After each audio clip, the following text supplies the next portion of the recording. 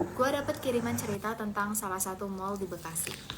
Sebut aja yang kirim cerita ini namanya Caca. Sekitar bulan Januari-Februari tahun 2022, Caca ngajak temennya yang bernama Nafa untuk pergi ke mall. Waktu itu Caca lagi galau, makanya dia ngajak temennya pergi. Agenda mereka cuma mau makan di restoran, terus nonton, abis itu sebelum maghrib pulang. Begitu sampai di parkiran lantai 3, Caca dan Nafa masuk ke dalam mall. Terus mereka ke toilet dulu. Dari toilet, mereka naik ke lantai 5 yang paling atas untuk beli tiket nonton. Tapi film yang mereka mau nonton itu rupanya udah tayang nih, udah mulai.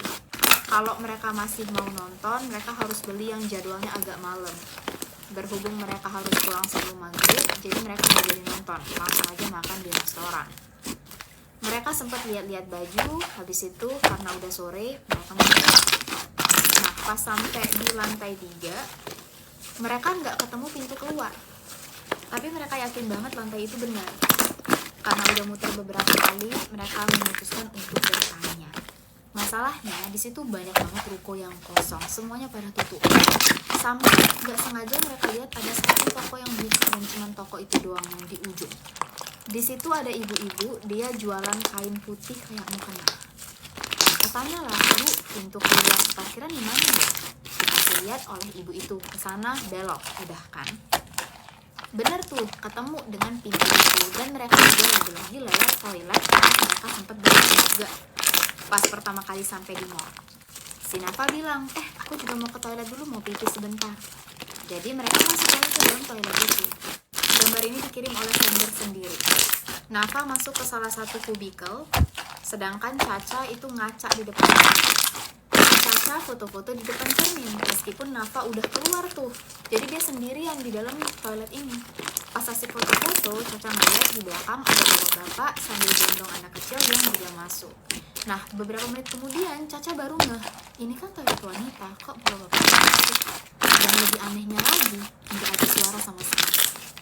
Caca penasaran, jadi dia buka satu persatu kubikel tadi. Pintu 1 aman, pintu 2 aman, 3 aman. Pas pintu keempat dibuka, Caca ngeliat ada anak kecil setengah badan yang sudah masuk di dalam toilet. Badan anak kecil ini berlumuran darah dan gak punya muka. Caca sempat terdiam, dan meskipun anak kecil ini gak punya muka, dia tahu anak kecil ini juga natap dia. Begitu Caca sadar, dia langsung cepet-cepet jalan keluar dari toilet ini dan mukanya udah berubah. Nafa nanya, Cak, kamu kenapa? Caca gak cerita, dia pokoknya cepet-cepet pengen pulang aja. Sorry banget part 2. Caca pulang dianterin oleh Nafa, dan di rumah itu dia sendirian. Ibu sama adiknya lagi main ke rumah neneknya yang juga ada di sekitar situ, sedangkan bapaknya kerja. Selama di rumah, Caca ngurung diri di dalam kamar dan cuma bisa nangis. Dia kayak pikirannya kosong. Pas ibu sama adiknya pulang, ngeliat kondisi Caca kayak itu, mereka khawatir banget. Ibunya sempet nawarin, Ca, kamu tidur sama ibu aja malam ini. Tapi Caca ngerasa dia lagi pengen sendiri. Caca juga ngerasa udah aman, udah jauh lebih tenang.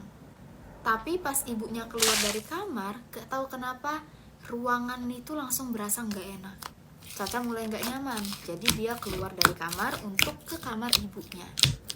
Waktu Caca ngelewatin lorong di dalam rumahnya yang cukup sempit, Caca ngeliat dari ujung lorong itu ada anak kecil yang tadi dia temuin di dalam toilet.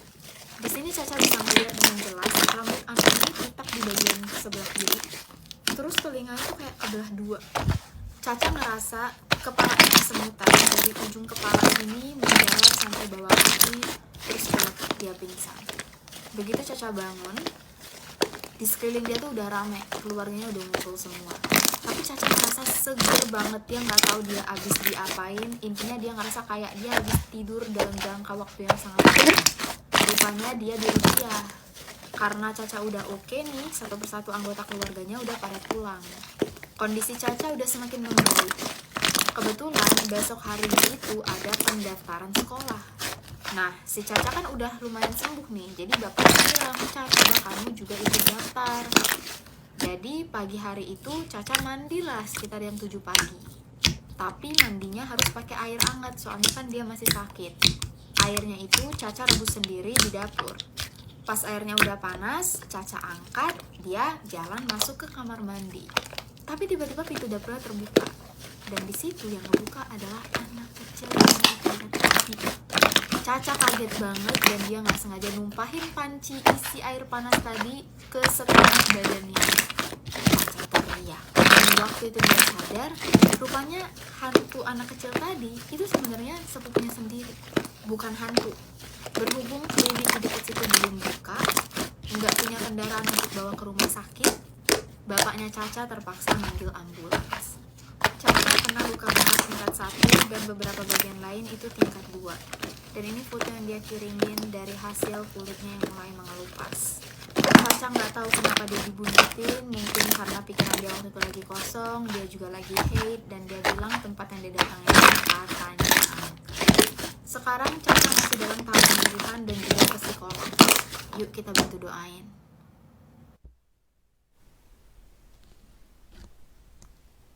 Gara-gara cerita nasi goreng kemarin viral, ada banyak banget orang yang ngirim cerita mereka dan serem-serem banget. Ini salah satunya.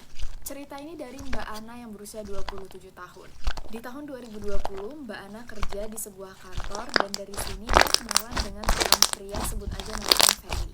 Ferry sering banget minta nomor WA Mbak Ana, tapi nggak pernah dikasih karena Mbak Ana ngerasa risih. Ferry suka pegang-pegang, suka narik-narik, kayak jenis gitu. Ferry sering banget ngasih makanan, minuman, tisu, pokoknya barang-barang kecil. Dan awalnya Mbak Ana tuh nggak tahu kalau barang-barang yang dia terima dari si Ferry. Terus nggak tahu kenapa Mbak Ana mulai ngejar-ngejar Ferry. Dia juga nggak tahu kenapa tiba-tiba suka. Tapi semenjak dia suka dengan Ferry, mereka kayak orang gitu kan. Mbak Ana sering mendengar suara petasan di dalam rumahnya. Sering juga ketindihan. Dan mulai kesurupan kalau sholat dan ngaji. Di kantor pun dia juga sempat kesurupan. Jadi Mbak Ana dibawa untuk ruqyah, terus ketahuan ternyata dia dipelet biar ngejar-ngejar si Ferry ini. Dia sadar tuh, setelah seminggu Mbak Ana ngejauh karena dia sudah sadar. Terus tiba-tiba Mbak Ana lumpuh, tapi cuma di jam-jam tertentu. Dan saat malam sampai subuh, kalau pagi sampai sore dia bisa jalan. Mbak Ana juga sering sakit perut, tiap hari. Beberapa kali dia bolak-balik ruqyah dan ujungnya mutusin untuk resign biar nggak ketemu sama Ferry. Sejak itu mereka nggak pernah kontakan lagi. Setahun kemudian, Mbak Ana mau nikah.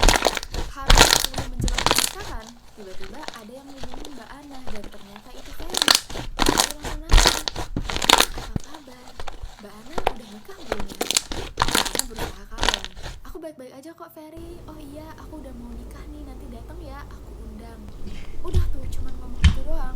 Mbak Ana juga langsung ngeblok nomor Ferry.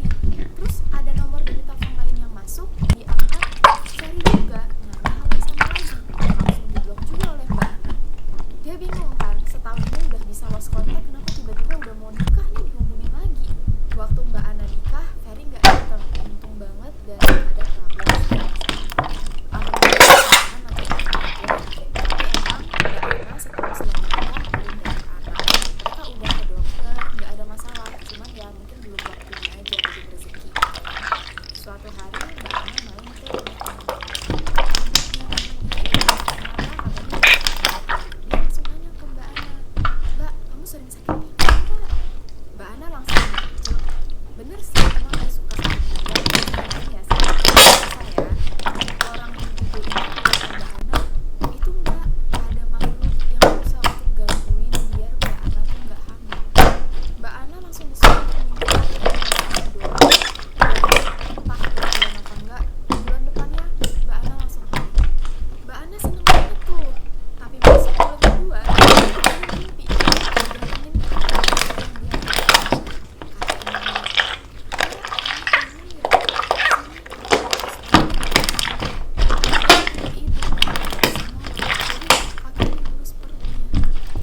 itu mimpi aneh pertama. Besoknya mimpi aneh yang kedua. Mbak Ana mimpi mulai ulang di bagian perut dan ular yang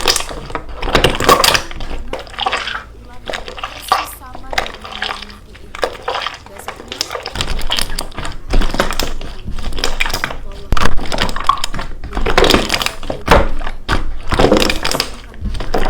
kesurupan, setannya ini cerita, Dia tuh capek disuruh untuk mantau terus. Setan ini cerita, dia berasal dari salah satu gunung yang ada di Jawa Tengah. Terus dia dikirim oleh seorang dukun yang ada di sebuah daerah, aku nggak mau nyebutin namanya, untuk mengganggu Mbak Ana.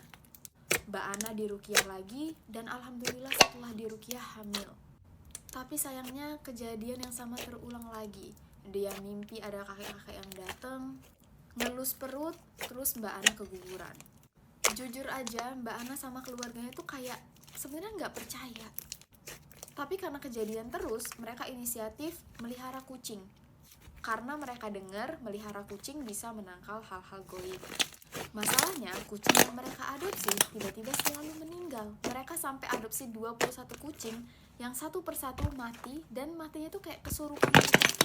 Ada juga yang keluar darah dari bagian belakang, dari bagian mata, dan lidah mereka tuh selalu kejulur. 21 kucing. Padahal orang rumah sudah inisiatif nyetel YouTube murotal biar kucing-kucingnya tuh nggak tiba-tiba kesurupan lagi, tapi tetap aja sama. Ya udah, Mbak Ana kembali diruqyah dan gitu terus. Tiap diruqyah alhamdulillah bisa hamil, tapi selalu digangguin sampai Mbak Ana trauma. Dan mimpi kakek-kakek ini bener-bener cuma dateng kalau pas Mbak Ana lagi hamil aja. Belum lagi setiap hamil dia selalu ngelihat penampakan, mulai dari poci, muka hitam, kunti. Dan jujur sampai sekarang Mbak Ana trauma buat hamil lagi karena banyak banget problemnya. Sampai sekarang Mbak Ana masih mencari pertolongan, dan dia bilang kalau misalnya salah satu dari kalian ada yang bisa membantu dia, please infoin. Menurut Mbak Ana, dia emang pernah kayak nolak agak kasar gitu, mungkin si Ferry-nya tersinggung, makanya jadi kayak gini.